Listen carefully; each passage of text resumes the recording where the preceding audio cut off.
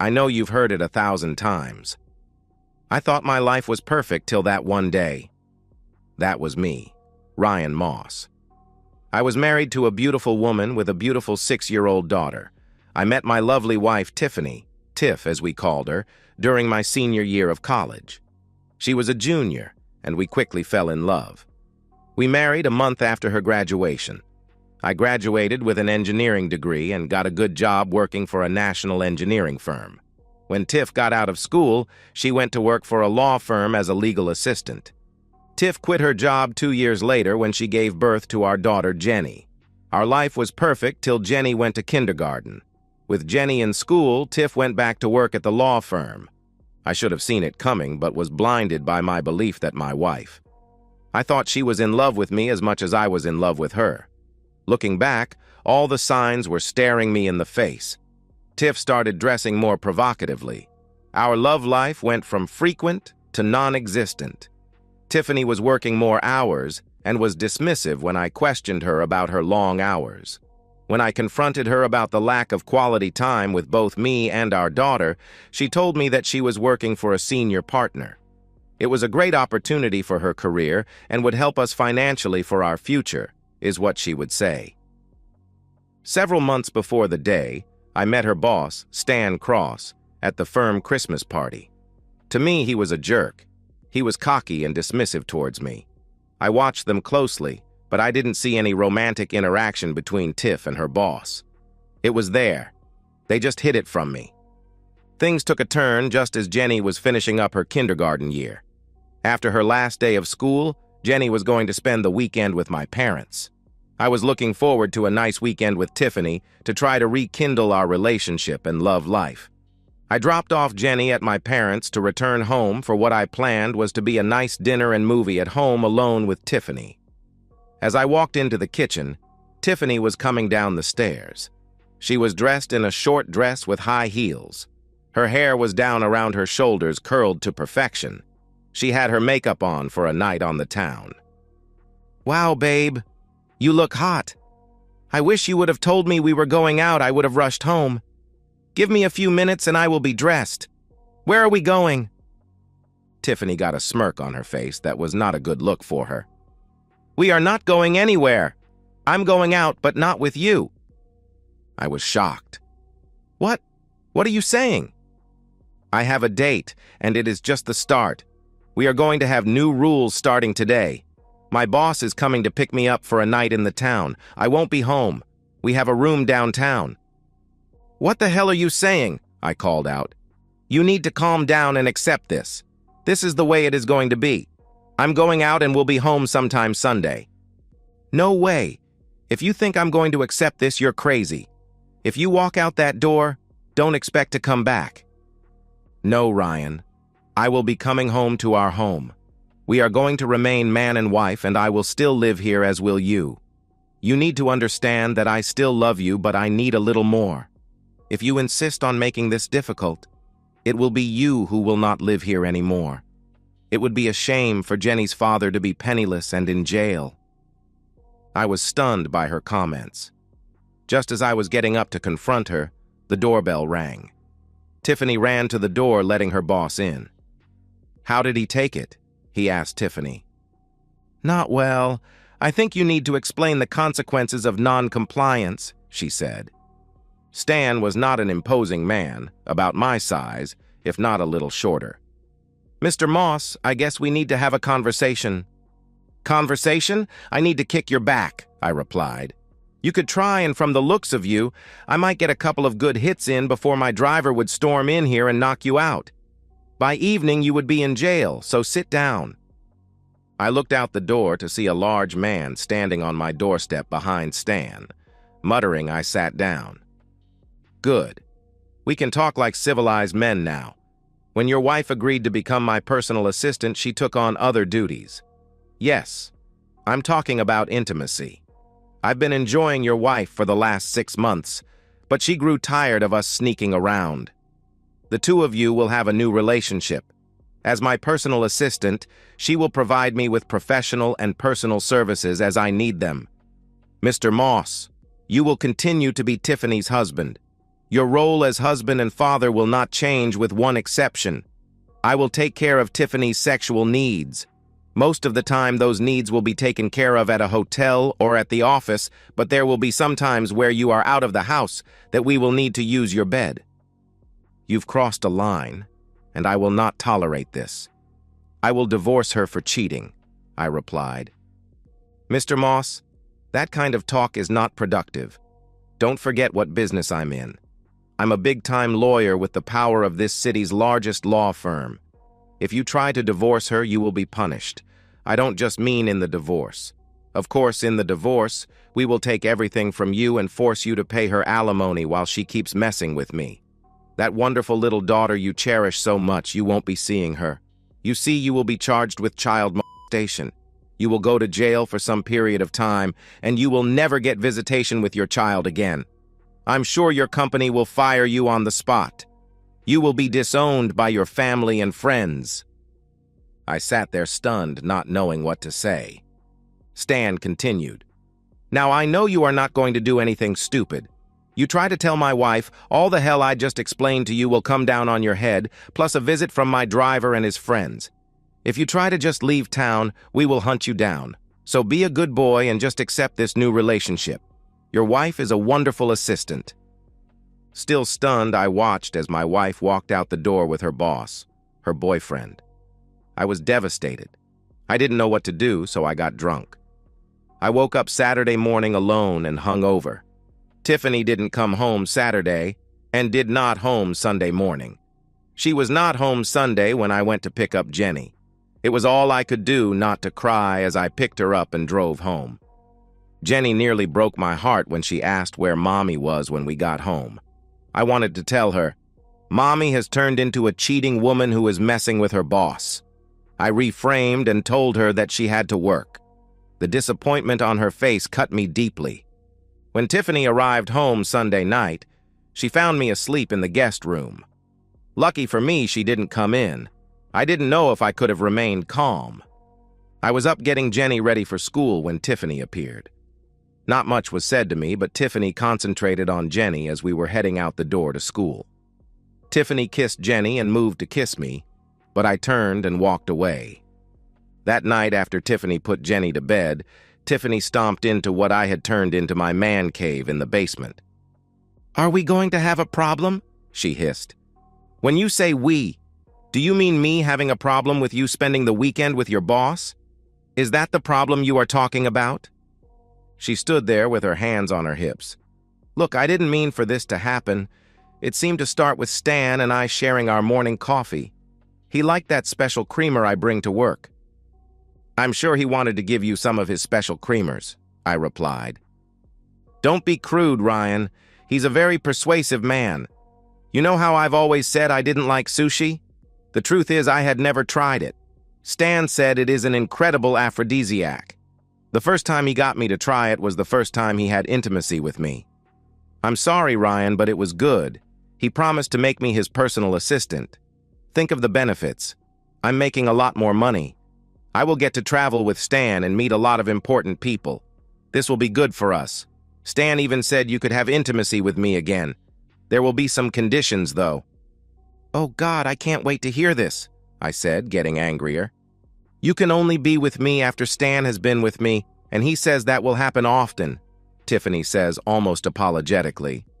"Wow, Stan is going to allow me sloppy seconds with his cheating woman. How generous," I replied. "You can't talk to me like that. Ryan, you need to just get on board. This is not a long-term situation. Maybe 2 to 3 years at most. We will be in a great position for our life going forward together." "You actually believe this nonsense, don't you? I guess in your world, once the great Stan is done with you, I will be there to grow old with you, right? Just wait till good old Stan tells you he wants to put a baby in you and have me raise it." Tiffany lowered her head in shame. "Oh, heck. Are you already pregnant?" "No, but he wants me to go off the pill in a few months. I told him I wanted you to be on board with the new relationship before we do that." "I can't believe you. Get out of my sight," I replied. Tiffany got to the top of the stairs and turned. "I'll be in our bed waiting. Once I go off the pill, I won't be available to you till I'm, you know." This had gone too far. She had to know I would never go along with her plan. I took up residence in the guest room and my basement area, but tried to keep our household as normal as possible for Jenny's sake. Over the next week, I did some research on Stan. It certainly appeared that he had the power and influence he claimed. I went to a divorce lawyer. She confirmed that I would be destroyed in a divorce. The lawyer knew Stan Cross, and she believed that he was not above fabricating molestation claims against me. Divorce was not an option. The lawyer did suggest that I try to get evidence of my wife's plan. If I could get some evidence of them plotting against me, I might be able to stop their plan. She said even with evidence it would be hard to stop them with Cross's power and influence. She suggested using a small, voice-activated recorder. If I hid it in Tiffany's purse, I might get lucky. I bought a recorder as the lawyer suggested and put it in Tiffany's purse. It looked like a pen, and I was able to put it in a small pocket that had other pens. The recorder seemed to be a long shot, so I started looking for other options. I was out of options, at least legal options. I decided to go to the library to use their computers. I'd seen enough detective TV shows that the police always check the prime suspect's internet search history. Finally, after a couple of hours of searching, I came up with an idea. It was extreme, and I wasn't sure it would work, but I was desperate to try. 3 hours away, I found an Oriental supply store that was on the seedy side. I put on an old hat and sunglasses while wearing sweats, making sure I would not be recognizable. Luckily, when I got there, I was alone in the store with just the old man behind the counter. I walked up to the old man. "I would like some tetrodotoxin and some dimethylmercury." The old man looked at me and smiled. "Got a cheating wife?" I just smiled back at him. "Do you have it?" "I do, but it is not cheap. $1,500 and I only take cash. I assumed that you want no record of you being here." I assumed it wasn't going to be cheap bringing $2,000 with me. I counted out $1,500 in 20s, putting it on the counter. The old man went in a back door and quickly returned. He put 2 vials in a paper bag. "Be careful with these. Small amounts over time will do the trick." The old man pulled 2 syringes into the bag. "These will help you dispense it. Don't get any on your skin. It is best to put it in a liquid for her or them to ingest." I grabbed the bag and quickly went to my car. Tetrodotoxin and dimethylmercury are both toxic substances related to fish in some way. Tetrodotoxin is taken from the pufferfish and the blue-ringed octopus. When prepared correctly, these creatures are considered a delicacy, but in a concentrated form, they build up in the subject and can be deadly. Dimethylmercury is similar to mercury, but more deadly. If allowed to build up, it also can be deadly. My research found that both dimethylmercury and tetrodotoxin would build up in the system over time till it was too late. Both substances were hard to detect, but if found would look like they were from bad sushi. The best part of my plan was that Tiffany was going to deliver the poison for me. She kept that special creamer at home till she needed to replace the bottle at work. When I asked her several months ago why she didn't just take it all to work, she said she was afraid someone would take it. The creamer was a special treat just for her. I guess she meant it was special for just her and Stan. It was non-dairy and didn't need to be refrigerated. Tiffany's case of the creamer was in the pantry. The case was open with 11 bottles in the box. I carefully pulled one of the bottles for examination. The cap was not tamper-proof, but did have a paper and foil seal under the cap covering the bottle. I started with the tetrodotoxin as a test on the first bottle. I didn't want to take the chance of spilling the dimethylmercury on my skin. Just like the old man said, I found research that direct contact could be fatal. Loading up the syringe with tetrodotoxin, I pushed the tiny needle into the side of the seal. Once inside, I slowly pushed the liquid into the bottle. Examining the bottle after I pulled the needle out didn't show any signs of tampering. I repeated the process with all 11 bottles in the box. Nervously, I pulled out the dimethylmercury. Much more carefully, I injected each bottle. 2 weeks later, the case of creamer went down to 10 bottles. My conscience started working overtime. I was starting to regret my extreme action. Tiffany made my decision a lot easier. It was a Thursday night which had become sushi night. On Thursdays, Tiffany and Stan would work late and get sushi. Sushi night was code for getting sushi and intimacy. Jenny and I had dinner alone before I put her to bed. I was in my man cave like most nights when Tiffany marched down the stairs with attitude. "If you want to have any intimacy for a while, you've got a month. Stan has told me I'm going off the pill in a month. After that, you are cut off." My anger was boiling. Look at this. My wife is allowing me to have love with her before she makes a bastard with her boss. I thought I wasn't allowed to have love with you unless your body was full of Stan. Tiffany smirked. That's right. If you want to see evidence of Stan still being inside me, you need to stop using that term. You know I hate it. No thanks, I'll pass. I wouldn't touch your nasty body, I replied. Suit yourself, but I'll be upstairs in our bed. It's been a while since we've made love, she said smugly, walking back up the stairs. You wouldn't know what love is anymore, I replied. I know some would say that I'm going overboard and should just divorce her. Given my options, I looked at what I was doing as self-defense. She and her boyfriend threatened me with my most precious thing, my daughter, and secondly, my freedom.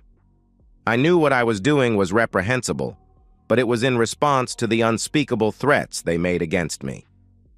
A week later, I noticed that the box was down to 9 bottles of creamer. It took another month for the first symptoms to show. I had been watching her like a hawk when she was home. Her complexion looked a little paler, but it was her hands that made me smile.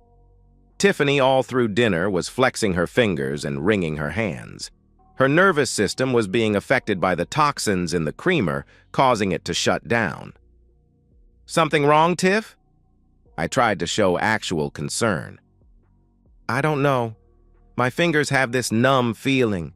You know, like you get when you are laying on your hand and it falls asleep. It's been doing it for a week or so. I've also been a little out of breath. Probably nothing sounds like stress. Anything new at work causing you stress or making you uncomfortable? I asked. There was a little sneer on Tiffany's face. No, there is nothing. Everything at work is just great. I'm sure it is nothing. 2 weeks later, the box was down to 8 bottles of creamer. Damn, they must be drinking a lot of coffee, I thought. Tiffany's symptoms were becoming more and more evident. Body aches, shortness of breath, and loss of color in her skin. It was a Thursday night and Tiffany was home right after work. I was surprised when she walked in the door. What are you doing here, Tiff? Isn't this sushi night? I said, dripping with sarcasm. I'm not feeling so hot, and neither is Stan. He decided we aren't working late tonight. Well, that's bad timing, isn't it? Tiffany looked at me confused. You know that big project you and Stan were going to start. Hard to deliver that package if you both are sick. Tiffany walked over close so she could whisper without Jenny hearing. Don't be a jerk in front of our daughter. I'm going to go lie down. After dinner, I took Jenny up to her room to get her ready for bed. When I walked by our bedroom, I heard the sounds of Tiffany throwing up. I slowly opened the bathroom door. Don't tell me you're already pregnant. Forget you, she growled. There's no way I'm pregnant yet. I just went off the pill last week. You could at least show some compassion. I'm really sick here. Compassion? That's rich coming from you, I replied. I'm your wife, Ryan, and you need to show your wife respect and compassion. I cut her off. No. My wife died when she went to work for that jerk. She was replaced by some cheating woman who I have no respect for. If you think you will get any compassion, respect, or even kindness, you are mistaken. I turned and walked out of the bathroom, leaving in front of the toilet heaving. Tiffany was not up when I took Jenny to her daycare on Friday. I should have checked on her but didn't care. About noon, my cell phone lit up from Tiffany. What do you want? I answered. I need you to take me to the hospital. What's wrong with you? I asked. I'm sick, but it's not me. It's Stan. He's had a stroke. I couldn't help but laugh.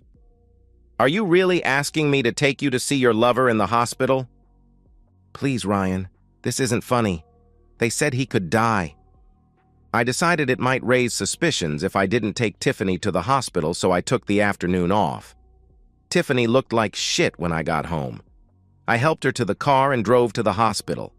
At the hospital, we found her boss's wife and one of the other senior partners. Larry Masters, the senior partner, quickly pulled Tiffany aside. He obviously knew they were having an affair. "Tiff, do you really think you should be here? His wife is over there." Not caring that I was standing next to her, Tiffany started talking to Masters. "Mr. Masters, I need to know how he is. I need to see him." Masters pulled her off to the side with me in tow. "You look like crap, Tiff. It doesn't look good. His left side is paralyzed, and the doctor said his organs are shutting down.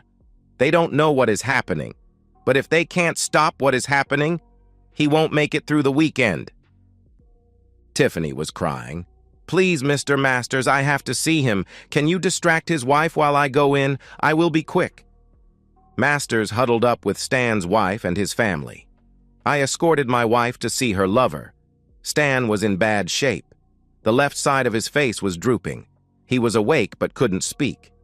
Tiffany ran to his side while I stayed at the door. I wanted to throw up when she hugged and kissed him, knowing I was in the same room. Tiffany began to bawl harder before a nurse came in to tell her to leave. The nurse helped my wife from the room, leaving just me and Stan in the room alone. Stan's eyes got big when he recognized me. He tried to talk, but nothing came out. "Stan, you're going to die soon.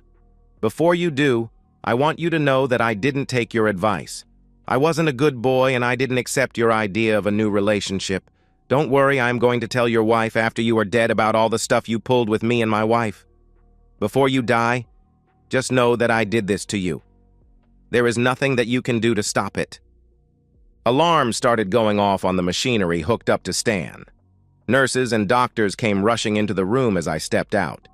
They kept Stan alive through the weekend, but he passed early Monday. Tiffany was a blubbering mess when she heard the news of her boss passing.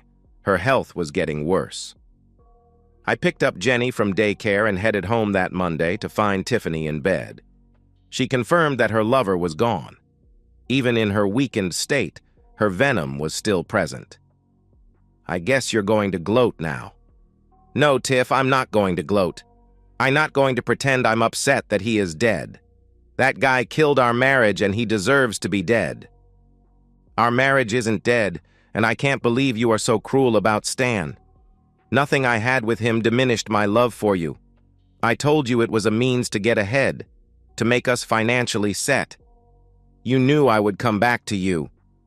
"No, Tiff, you're talking complete nonsense. Our marriage is just as dead as your lover Stan. Did you forget that I was in the room when you ran to Stan professing your love for him? Hugging and kissing with your husband in the room." Tiffany was sobbing hard when I turned to leave the bedroom. She took a turn for the worse by the end of the week. It got so bad I had to take her to the hospital on Friday. On Saturday morning, her doctor met with me. "Mr. Moss, your wife's organs are shutting down. Her blood is showing an abnormally high level of mercury and another toxin found in fish. Does she eat a lot of seafood? Maybe sushi?" I tried hard to suppress a chuckle. "Yes, she and her boyfriend have been sharing a lot of sushi in the last few months." "Boyfriend?" the doctor asked quizzically. "I'm sure you know of him. Stan Cross, the man who died here in your hospital just this past Monday. He and my wife had an ongoing affair." That explains a lot. Even though he had a stroke, her symptoms are very similar to that of Mr. Cross. I'm afraid that she doesn't have much time left. Her kidneys shut down early this morning. It is just a matter of time now. The doctor led me to her room. Tiffany was hooked up to several machines, looking very weak. Her eyes lit up when I walked into the room. She weakly waved me over. Her breathing was labored and having a hard time speaking. Tiffany motioned me to come in close. "I'm so sorry, Ryan. I now realize how badly I hurt you. The doctor told me I don't have long. I need to hear that you forgive me before I go." I leaned close to her ear. She had a smile on her face as I started to speak. My dear wife, I pledged my undying love to you when we took our vows. For better or worse, in sickness and health is what I said. At the same time, you pledged to me your love and faithfulness. You broke those vows, belittling me and humiliating me. I will never forgive you for what you did to me and our family. I hope that you and your lover burn in hell. I got up, watching a tear run down her cheek. I walked out the door just as the alarms were going off in Tiffany's room. Less than an hour later, she was declared dead. It was hard telling Jenny her mother wasn't coming home. I cried for her, not Tiffany. Tiffany tried to end my life, as I knew, but I got her first. Apparently, the doctors were convinced that both Stan and Tiffany were the victims of bad sushi. Turning Tiffany's body over to the funeral home told me that there would be no autopsy and no further investigation. No police ever came to question me. I did destroy the extra bottles of creamer and my vials of the toxin at the house. I even retrieved the 1/4 full bottle of creamer at Tiffany's office when I cleared out her belongings. When I had Tiffany's body cremated, her parents objected. Their religious beliefs discouraged cremation. I didn't care. I wanted the cheating woman's body destroyed. With her burned up, any lingering evidence would be burned with her. I should have been satisfied with my deadly revenge on Tiff and Stan, but I wasn't done. I gathered up my various recordings and made copies. My first visit was to Georgia Moss, Stan's now widow. The question was, why confront Stan's wife now that he was dead? I wanted to know if she knew and allowed it to happen. My thought was that she did. As open as Stan was, there didn't seem to be any way she didn't. I turned on my pocket recorder when she invited me into her home. "Mrs. Cross, I came here to talk to you about your husband and my wife." She cut me off. "You can stop there, Mr. Moss. I knew about my husband and your wife. They were very obvious about it. It wasn't his first, but she was his last. I'm sorry about your wife, but as you can see, I lost my husband too." "Thank you, Mrs. Cross. I want to be clear here. You knew that your husband seduced my wife and turned her against me and my daughter. By you doing nothing, you are just as guilty as he was." "Wait a minute, Mr. Moss. I didn't have any part in my husband's actions," she replied. "I guess we will have to disagree about that, Mrs. Cross. The way I see it, if you had done something about your husband, he may not have felt free to seduce my wife. My child might have a mother right now. The fact that you knew will make me feel better when I go after his estate for the pain and suffering he caused my family." I got up and walked out of her house with no further discussion. My lawyer told me it was unlikely that we would be successful in going after Stan's estate, but I didn't care. I wanted retribution. In addition to the Cross estate, I was going after the firm Stan and Tiffany worked for. With Stan dead, my lawyer thought they wouldn't care about his activities and fight us till the end. That was till I produced a recording of Stan talking to his partner Larry Masters. After my poison plan was underway, I had a hard time being civil to Tiffany. After one of my rants, the recorder picked a useful conversation. The recording was of Stan and Larry Masters talking in Tiffany's office. The three were talking about my resistance to their little plan. Larry was heard on the recording offering his help in enforcing the plan. He tells the other two that he knows cops, prosecutors, and judges who owe him favors. With their help, they would destroy me if I didn't get into their program. My lawyer told me that the recording may not be admissible in court, but that didn't stop us from using it. My lawyer scheduled a meeting with all of the senior partners, including Larry Masters. She did not tell them the reason, just hinted that it might be about life insurance. I wanted them to be blindsided.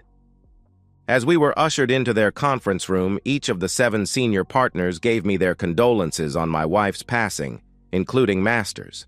They all believed we wanted to talk to them about Tiffany's life insurance policy that was being held up by the insurance company. John Hager, the managing partner, stood up. "Mr. Moss, each one of us is very sorry for your loss. We have been made aware of the difficulties you are having getting the insurance company to pay off the life insurance policy our firm provided for your wife. I'm pleased to tell you we were successful in stepping in to clear the obstacles." Hager slid a check for $500,000 from the insurance company. I put the check in my pocket. "Thank you, Mr. Hager. That is not why we are here. We are here to give your firm the opportunity to settle a sticky issue before we go public and file suit against each one of you individually and your law firm. You see, Mr. Hager, your firm was complicit with Mr. Cross in a plot to seduce my wife away from her family and to have me arrested, prosecuted, and jailed." Hager stood up angrily. "How dare you come in here, accuse our firm of such crimes, and besmirch the good name of one of our fallen partners? Mr. Moss, we will not sit here and allow you to false allegations." "Mr. Hager, we can leave now, but I can assure you that my allegations, as you call them, are true, and I have evidence to back them up. I would suggest that you simply ask Mr. Masters if I'm telling the truth." All eyes turned to Masters, who was squirming in his chair. They appeared to be waiting for Masters to shoot down my claims, but he stayed quiet. My lawyer hit play on his phone, triggering a small portion of the recording of Masters and Cross, discussing how they were going to destroy me. Hager stood up, looking at his partners quickly, then back to me and my lawyer. "Mr. Moss, if you will indulge us, I need to talk privately with my partners." 30 minutes later, Hager alone stepped into the room. "What are your demands, Mr. Moss?" "Your firm is going to pay me and my daughter $5 million, or we are going to sue you, and the recording I played for you and many others will go public. It is as simple as that. My lawyer tells me that Masters will certainly be disbarred, and maybe the rest of you. The fact that they identified specific prosecutors and judges might be a little harmful to your business if you and your partners keep their licenses." Hager requested 2 days to confer with his partners about my offer. My lawyer spoke up. "You have 2 days to agree, or it all comes out." 2 days later, my lawyer called me. "They've agreed to the $5 million.